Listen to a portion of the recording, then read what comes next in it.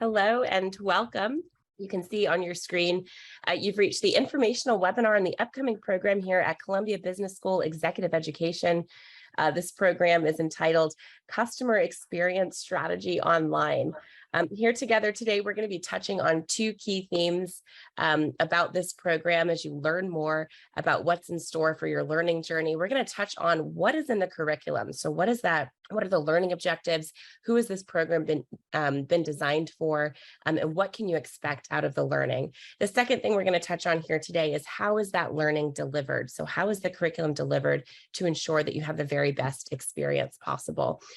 With that, I now would like to formally welcome into the spotlight today's keynote subject matter expert who's here to tell us all about this program. We have Karima Mariama Arthur with us, who's the founder and CEO of Wordsmith Rapport. She's here to tell us all about this program. Karima, would you like to jump in and greet the audience today? Hello, everyone. Again, my name is Karima Mariama Arthur. I'm excited for you to be in this program. I think you're going to learn so much about the customer-centric experience. We've all been customers, so it'll be interesting to see how we transfer that experience when we're on the directive end. So welcome, everyone. So excited to hear more from you and very honored to have you with us here, Karima. I'm going to jump through a couple more slides and then I'm going to hand that spotlight right back over to Karima, today's star of the show, to tell us all about this program. But firstly, as you're thinking about this program, we want to introduce you to a few other folks who are involved, including this broader ecosystem here at Columbia Business School Executive Education. So here's the team. Here's who you can expect to be interacting with throughout your time in this program. Firstly, you have your course faculty here. Paul Canetti, you can see here, he's an adjunct assistant professor of business and marketing in the marketing department at Columbia Business School. He's an entrepreneur, educator, a futurist at Columbia Business School. He works in the marketing department. He's also on the strategic advisory board of Riverside Acceleration Capital. He is also the host of the podcast Tech News for MBAs and writes about technology on his website, Hypothetically Great. He was named one of Inc.'s 30 under 30 world's coolest young entrepreneurs. He's founded multiple software businesses and has designed this program as well to help all of you to better understand some of the practitioner experience, expertise, research, and work that he's done, making that available to all of you from across the globe. So our top faculty here at Columbia Business School spend a lot of time thinking about not only their work and their practitioner, but how to bring these concepts to life for global learners such as yourselves. And so you're going to see the ways in which this program is designed to do just that, take the incredible wealth of knowledge housed within Columbia Business School faculty and making that available and accessible to all of you. And that's really what we're doing here at Columbia Business School. Why attend a program, particularly this customer experience strategy program here at the business school in Columbia? We wanted to give you, many of you know this, some of the details here already. You're familiar with the university, but we wanted to particularly draw your attention to the fact that Columbia Business School is the only collegiate business school that's housed within New York City, which is the global business hub. So as you think about its proximity, as you think about the business school's proximity to the global business hub of New York City, you can see the ways in which all of the knowledge, the research, and the work being done at Columbia Business School is married with practitioner. It's married with bringing to life these concepts in the real world. So the business school prides itself on excellent faculty who really do just that, who provide students the knowledge that they need, the thought leadership that they need across disciplines and divisions to really bring their learning to life. So being located in New York City, a lot of opportunity for students to see their work coming to life in real terms with that proximity to the global business hub. Many of you know this already, a lot of alumni stats listed here towards the bottom of the slide, but you're joining a truly illustrious community of alumni who represent all different regions of the globe and who have done a number of tremendous things, from Nobel Prize winners to policy makers to other officials. You see US presidents are listed here, Supreme Court justices and others. So this is the community that you're joining, one that really prides itself on bringing to life its learning in real time. And we hope to be able to show for you today how this online program is designed to do just that as well. So with that, it is now time for me to hand the spotlight back over so we can learn more in specific detail about this program, how it was designed, and how it's going to help you with your career goals. So I now invite into the spotlight our keynote subject matter expert. Karima, thanks again for being here. Over to you. Thank you, Marie. All right, we're going to get down to it and give you an overview of sort of what you can expect going forward. So when you think about how this program will really meet your needs, we're really talking about customer service in terms of how we see a brand. And we know that brand is really an extension of the business itself. It's what people are talking about when they don't see you, when they're engaging your project, or when they're talking to other people about how it is that they feel about the the product or the service in their own capacity. And so it's important for us to understand really what that means in a very personalized and seamless way across all the touch points that you'll have when you're dealing with your customers. And so when you're thinking about this, you want to see it as giving you the capacity to expand your vision of what it means to serve at a very high level, and also how you can create a competitive advantage for yourself when you're looking at some key areas. And these areas are this. Think of them in terms of questions that you might be asking yourself. So why should it be a priority for you to meet the needs of your customers before meeting the needs of your business? Because if we don't have customers, then we don't have a business. And so it's really important to understand what their needs are and to prioritize them accordingly so that you can be able to further that experience from beginning to end. A second question around understanding what this big vision looks like is, what is the difference between customer loyalty and customer advocacy? I think you can think about those two concepts as more of a proactive and a responsive strategy that allows you to connect with your customer and also to meet their needs. The third question is, what are the potential benefits, but also drawbacks of using artificial intelligence and machine learning? Because while it can help us to speed up that engagement process, there are also limitations because only humans can do certain things. And so how can you maximize that technology to be able to deliver the best possible experience for your customer? And finally, how can you leverage the best customer and consumer research to be able to employ a number of tools, including journey maps and empathy maps, to really look at how you can enhance the customer experience? There are a number of ways that we can do that, and we're going to be exploring the best practices in those areas in this course. So who is this program for? Is it really for you? I know that you saw all these interesting concepts coming up, and you're probably asking yourself, well, based on my role and the work that I do, will this really enhance my ability to deliver service to your customer? And so I'm going to answer that by letting you know, here's how we design this, and here is the core market. So ideally, this program is for mid-level to senior managers, which some of you are. We've certainly seen that in the initial research. And if you are a mid-level to senior manager, your core focus would be on competitive advantage and all of the different ways in which you engage your customer through a various interactions. And so you're going to be looking for that edge that's going to help you to be able to do that. But also for product professionals, marketers, and entrepreneurs, those who have created the products themselves, who really want to look at integrating this big idea of a customer service experience with their products or services.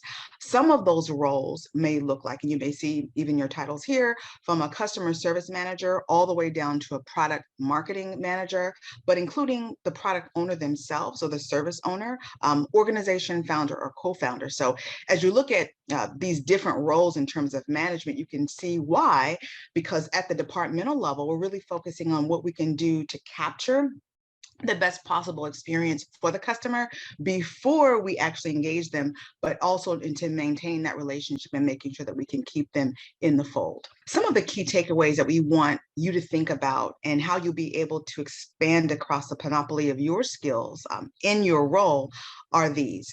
We hope that you will be able to evaluate, understand, and work towards addressing the needs of your customer before the needs of your business.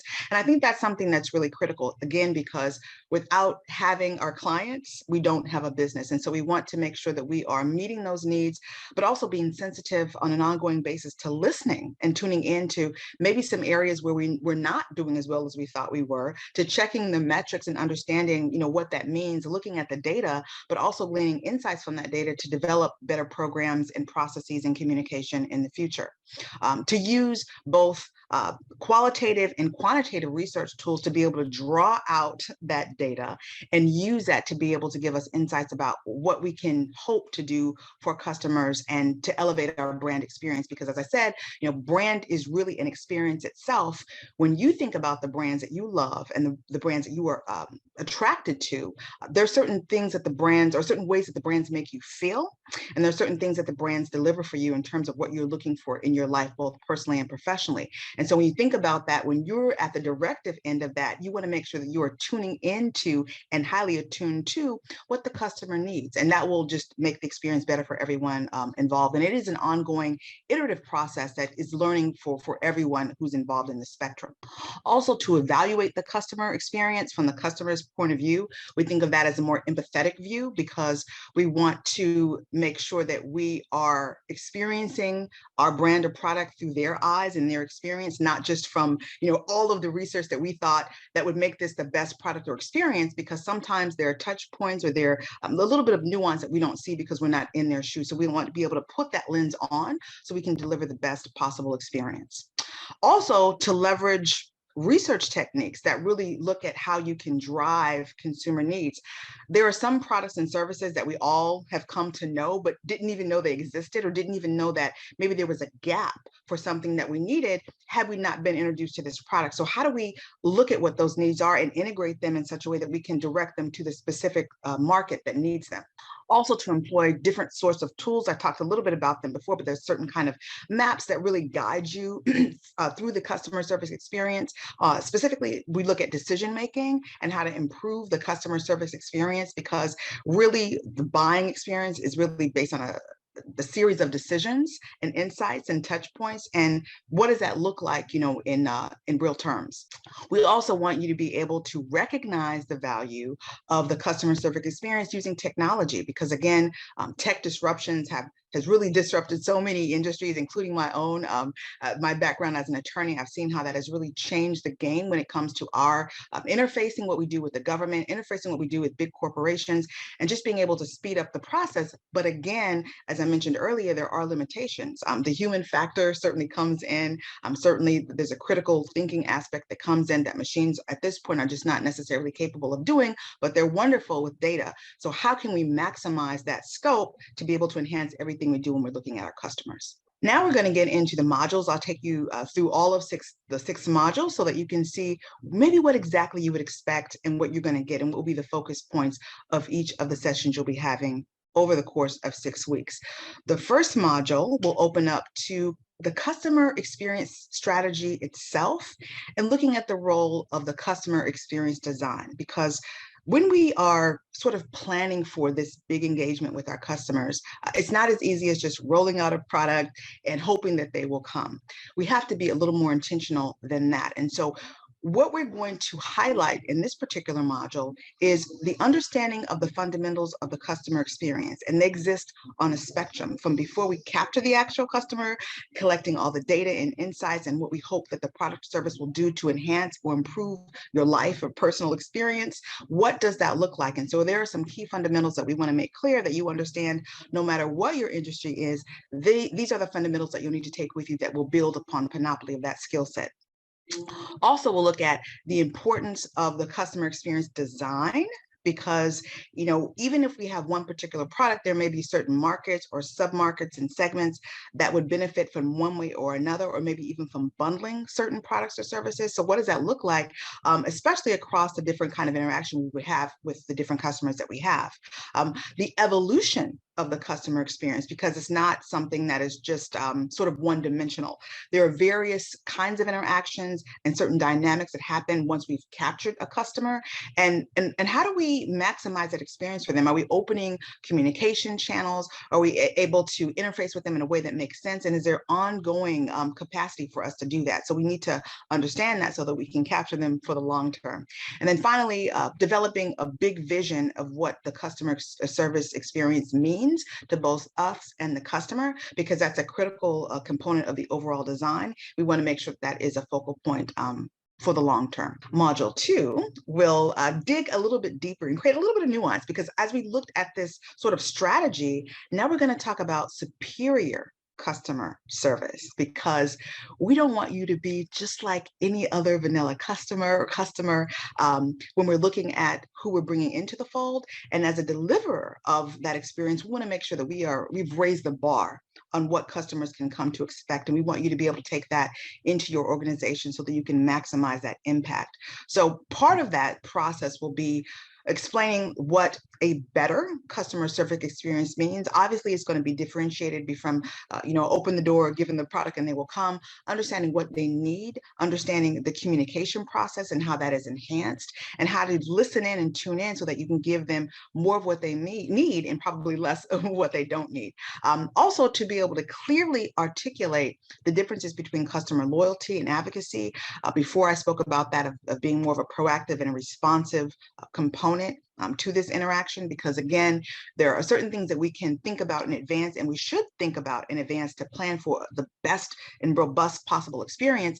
But in order to be an advocate, we have to know a lot more than we would at the very beginning, and be able to really go to bat for the customer based on what they need and based on their unique experience with us. And every customer is created differently, and we need to understand that from the outset. We also want to look at what Net Promoter Score means in terms of customer design, because what our customers are saying to their friends and to other industry, their other industry colleagues about our product or service really matters. And so how can we use that data to develop better interaction and a better experience overall?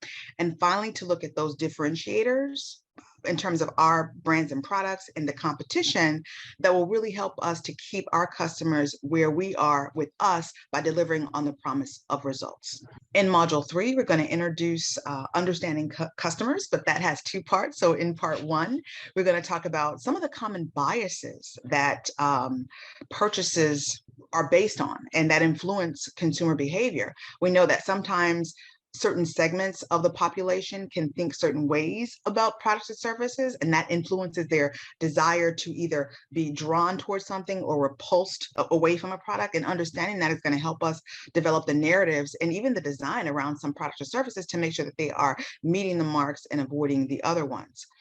Also, the value of different kinds of user research, because that also plays into the big picture of how we talk about what we do, and how we use that information to develop the fundamentals, even in consumer design. Also, how decision-making really enhances the spectrum of that experience, because we want to make sure that we are understanding that as we look across the spectrum of the consumer experience, that it is, again, a process of decisions that will either get them into the organization, into the product, into the service, or it will take them someplace else, or even out of that realm completely. So understanding that decision-making is also a skill set, we want to be able to highlight that for our customers to make sure that they have the information they need to make the best decisions, period. And finally, explaining the value of working from what we refer to as first principles, those are fundamentals, to be able to improve the customer experience. And some of you may be familiar with some of these before in your work, but I'm sure that there's going to be a few that maybe you haven't known about or been introduced to, that are going to really set the stage for really changing the framework for how we look at who customers are and how we should engage them to maximize their experience. Part 2 of understanding the customers just adds sort of some shellac onto exactly what we just said. So we're looking at creating a persona based on a given set of data, and that data we're going to draw some insights from. But when you think about a customer service persona, you think about sort of the behaviors and the kind of needs that a certain segment of the population may need. And so when we have that information, we can develop the best product or services, we can tweak them, we can also give them the best information that they will need to make the decision to engage our firm or not. And so that persona information is really critical. I talked about the word empathy before, and we have something called an empathy map for every given persona, because that sort of tunes us into what their needs are. And it's not just from our, sort of back research perspective of what we think they should want or know, but this is exactly sort of the intimate ideas behind what they're feeling. And we can tune into that to make better products and services and also to engage them. Looking at a journey map, also the journey of their experience, the journey of the customer service experience at the very highest level for brands or products. And then all of those touch points we talked about that are important that we are tuned to, and that we don't just open the door and then turn our backs and hope that they'll have a good experience. Indeed, no, we need to make sure that we are intimately aware of how they are engaging with the product or service, what support they may need along when they're using it in their capacity, and what that means for us on the back end as well. In Module 5, we are going even a little bit deeper. We're looking at measuring the impact of the customer experience design. Now, we've done all this great work to design this great experience, but how can we look at how that is really being impacted out into the marketplace and with our very specific customers in the subsegments? So to be able to do that, we're going to look at creating and designing a hypothesis statement, sort of what if and what can we expect if all things are equal. And then you'll conduct an experiment, a small one, but to see how this hypothesis is really making its way into their experience, and then what you can learn from that. What were the pros, what were the cons, what did you do well, what could you do better, and even to the extent that designing a better hypothesis statement based on sort of the data that you have. We'll look at prototyping to develop an effective communication plan that really allows you to design a more specific hypothesis. And then finally, we'll look at metrics like KPIs, which are critically important because you need to be able to measure what you're looking to evolve. And so if you don't have those key performance indicators, and there are many, both within the organization and out in the marketplace as you're looking at competition, it can be really difficult to improve upon a brand and a brand experience. So KPIs are critical, and certainly they can't be ignored, and they won't be ignored in this course. While we're waiting for our next slide to come up, I want you to think about design process generally when you think about what would be necessary for you to do all of those great things. So I think I'm going to give it back to Marie now, and she'll go ahead and hit the program highlights. But before I dive into the program highlights, firstly, thank you, Karima, for taking us through this information, this content. I'm glad we made it through those 6 modules because that really gives us that through line of logic and how the curriculum unfolds across these weeks. We do have a few experiential components that we've built in as well to ensure that you have a high level of engagement as well as convenience as you make your way through these 6 weeks here. So you can see the content is delivered across these 6 weeks. At the beginning of each week, a set of content is released for you and your peers to make your way through together in step. So in this way, we've designed a program that's a blend of synchronous and asynchronous learning, giving you the highest level of interaction, engagement with your peers and your teaching team, as well as the convenience of being able to design a weekly schedule that works for you. So at the beginning of each week, a set of content is released, and you and your peers are able to make your way through that content together. That includes peer discussion threads, case studies, assignments, exercises, polls, simulations, gamification, a lot of rich opportunity for you to really tinker with these ideas. So you'll watch on-demand videos, 5 to 7 minutes long. And then you'll step away from those videos, roll up your sleeves, and fully immerse yourself in the learning and the bringing this learning into a place of real world application through a variety of these exercises and activities. You'll be doing that together with your peers. So as you're gaining that deep dive understanding with your own learning, that peer-to-peer learning allows you that broadened scope of understanding, sort of that tapestry of ideas, as you see these same themes and concepts coming to life in other geographies and other industry areas and other job sectors and functions.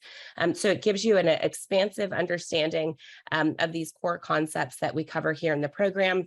And it allows you to connect and network with your peers, build those relationships, and learn together with and from one another. If you think about all the various relationships in this program, you have yourself as a learner, you have your peers who you're learning together with and from, you have your program leaders such as Karima and others who are here at the helm of your day-to-day learning experience, really helping to guide your thinking every step of the way, providing you that individualized feedback and assessment on your work. and certainly helping to usher the entire experience for you and your peers. And beyond that, you have your course faculty and this broader ecosystem here at Columbia Business School, all of these various layers of teaching and learning taking place throughout the program. And you also have a dedicated 24/7 program support team. So at any point in time, if you need assistance in the program, you'll be able to reach out and gain the help that you need. The other thing to note here is you have access to this program for an entire year. So you've got that intensive 6 weeks with your program leaders and your peers where you're making your way through this content. But at any point in time throughout the entire year, you'll be able to come back in and take a look at the videos, the assignments, continue interacting with your peers as you bring these concepts to life in your organization and in your professional role. You'll be able to touch back into the program. So we've built this program to really work alongside full-time working professionals, those of you with full-time roles, with family responsibilities, really helping you to blend your learning and integrate your learning together with your other responsibilities. So we have the ability to really design your own schedule here while also staying engaged and interacting in live synchronous learning sessions. We have webinars like this throughout the program. We also have office hours, question and answer sessions where you'll turn on your audio and your video and you'll engage in live discussion with your teaching team and peers. All of these are recorded and posted into the platform the next day. So even if you miss a live webinar or a live office hour session, you'll be able to have that simulated live experience throughout the remainder of the program. The program does culminate in a chance for you to earn a certificate of completion or a certificate of participation here. This is a formal credential here from Columbia Business School Executive Education. And certainly for those of you looking to formalize your training or a springboard into career advancement opportunities, having this credential here will go a long way in helping you to do just that. This is our last and final slide before we open up to questions here. And this gives you some information about next steps. You'll see there's a link there on your screen. And there's also a QR code. So if you have a smartphone, you can hold that smartphone up to the QR code. It'll take you right on over to the course website.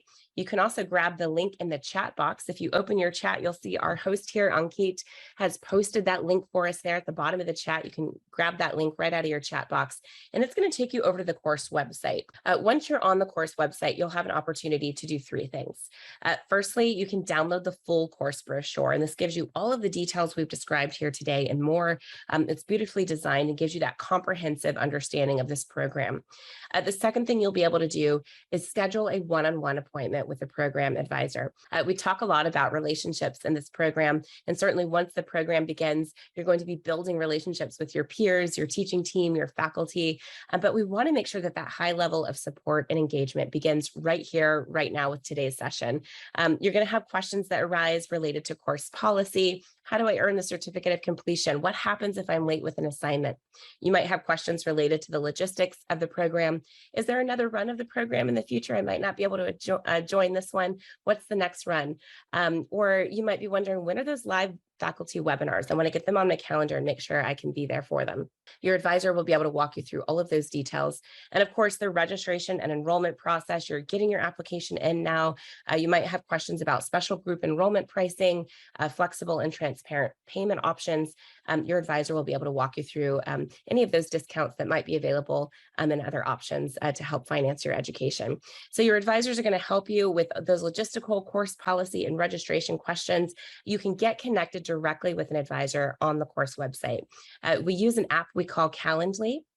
You may have heard of it, and it allows you to select a time that works for you in your time zone to connect with an advisor. So you'll be able to schedule that very easily, get connected, and begin that mentorship relationship as you approach the start date of this program. The third thing you'll be able to do from the website is you can start that application process. So you can download the brochure, schedule an appointment with an advisor, and go ahead and start the application process right there on the website. Again, use the QR code on your screen or grab the link out of the chat box. We also have an email address that we've made available if you prefer. We can connect you through email. That's columbia@emeritus.org. That is in your chat box as well. Send us an email, let us know you need to get connected with an advisor, and we'll make sure and get you the help that you need. So let's go ahead and open the floor for any final questions. If you do have any questions that you'd like to pose, now is the time to put those in the Q&A. Myself and Karima, we're here helping to support today's session. We're going to get through questions and then we'll close out today's agenda. But we want to thank you all for being here with us and for learning shoulder to shoulder with us over the course of this last Karima, I did see a question come through earlier when you were speaking about this idea, does the course touch on first party versus third party data? So we were talking about data analytics, and I wondered if you can kind of clarify a little bit how deeply do we go? I know that they're going to be touching on it because that's one of the important touch points when we're talking about data and where it's coming from and how we analyze that in terms of developing the design. So I know it's going to at least be touched on, and the program leader who will be delivering on those office hours will probably go a little bit deeper when you're in real time. Yeah, and that's a really good point too, Karima. Your office hours, your program leaders give you that opportunity to really customize your learning. If you discover a niche area of interest and you want to dive a little bit more deeply, you can post a discussion thread. You can come to office hours. You can gain those additional resources that that you might want to focus on. Like for example, I see Vivian's asking, or maybe it's Vivian is asking. If there's a case study about the automotive industry. And of course, we can't represent every single industry in the program. Case studies are really great because you're able to take a real case example, pull it out and really analyze it from multiple different perspectives.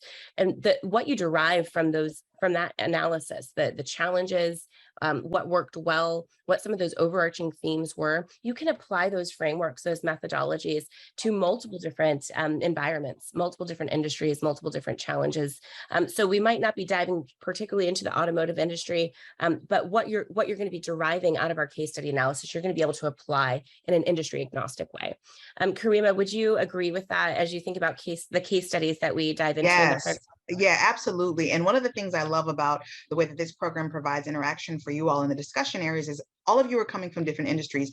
And if some of you are from the automotive industry or other sort of industries, we encourage you, and we've seen how you've used your industry experience to share with your cohorts and your classmates. And you've posted some of the research, you've posted case studies and given insight and feedback. And so we would encourage you to do that so that you can also learn from each other, not just from what the course content and the modules represent, or not even from your program leader, but also from each other. This is a great opportunity to take a deeper dive in your smaller cohorts. Absolutely. And you will be able to, as Karima mentioned, reach out and gain that broadened perspective as you're interacting with multiple different layers of teaching and learning here in the program. Selling the idea of meeting the customer's needs before all other KPIs to the leadership in your organization. So as we think about buy-in and really forming coalitions of support within our organization, particularly as we're thinking about selling some of these frameworks and ideas that we know work well, really sending those up the channels and getting buy-in and support from leadership. Karima, any advice that you'd like to share related to, how can we take our learning and really multiply its effect within our organization? Yes, what I would do, and then you can see that within the modules, there are different ways for capturing what you're learning each week so that you have this big document sort of at the end where you've captured your notes, is to be able to share, even module by module with your department, with your subgroups, with your teams, and be able to see how this data, how these case studies, how these insights really apply to the work that you're doing now, but do it in real time. Don't wait until the program's over. Don't sort of put it on the shelf and think you'll remember everything. As Marie mentioned earlier, you have a whole year to access this data, but you don't have to wait a whole year before you start using it. And so I would, as a best practice, just start to take the main points from every single module and then apply them to the work that you're doing now, share them with your teams, with your organization, and see how it can work for you right now. Absolutely. And that's really, really good advice. Karima, we'd love any sort of final words of wisdom, words of advice. We know you're an expert in this industry and in this topic, and certainly as a program leader here in the program. Any final words of wisdom or advice that you'd like to leave prospective students with here today? I would just say, you've been given a lot of the sort of outline about why this can be important to you. Take that information. If it's someone in your organization who's responsible for getting you signed up, take it to them, encourage them to get you signed up. If you have any other questions that come up between now and then, certainly, shield them, get them our way so that we can answer them to make sure that this will be the best possible experience for you, just like we want you to make sure that your customer experience is the best possible experience for them. And when you're in the program, once you start the program and the modules start to release, start earlier than later. Give yourself the best possible opportunity to engage the material, to not rush yourself through so you don't become behind. And then any questions, no question is a bad question. Ask as many questions as possible to your program leader, to the support system, and you're going to have the best experience that you can hope for. Absolutely. That is such great advice. Spoken like a true teacher and scholar. Thank you so much, Karima, for being here and taking us through this important content and helping us to better understand what we can expect here in this program. Certainly, I'm very excited to be involved in today's session and helping all of you to better understand what's in store for you here in the program. So we'll go ahead and close out the session here. Thank you again to all of you who've joined in. Thank you for your time and energy and being here with us today. For now, we sign off with a heartfelt good morning, good afternoon, good evening, and good day to all of you from around the globe. Thanks again for joining, and we'll see you soon.